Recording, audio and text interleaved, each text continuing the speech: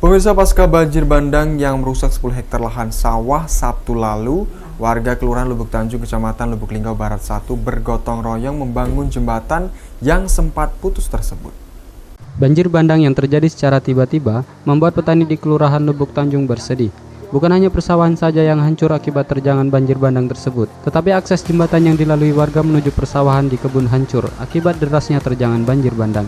Camat Lubuk Linggau Barat 1, Farizal Raharja, turun langsung ke lokasi banjir. Saat itu ia mengatakan, "Kami dari Kecamatan Lubuk Linggau Barat 1 meninjau lokasi putusnya jembatan menuju Sungai Kasie. Jembatan ini," lanjut Rizal sapaannya, "merupakan akses utama para petani menuju ke sawah yang membentang di atas Sungai Kasie." Rizal memaparkan, "Setelah kami melihat kondisi jembatan putus ini, kondisinya sangat parah. Maka pihaknya akan berkoordinasi dengan Kepala Organisasi Perangkat Daerah atau OPD terkait untuk menindaklanjuti kerusakan jembatan tersebut." Jadi kami dari Kecamatan Lubuk Linggau Barat 1 meninjau lokasi putusnya jembatan menuju Sungai Kasie.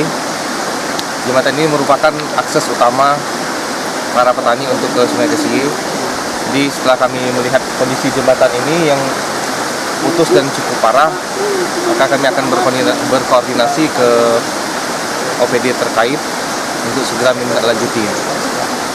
Rizal berharap semoga OPD dapat segera merespon cepat agar putusnya jembatan segera diatasi, sehingga petani yang akan ke area persawahan tidak terkendala. Laporan tim Silampari TV.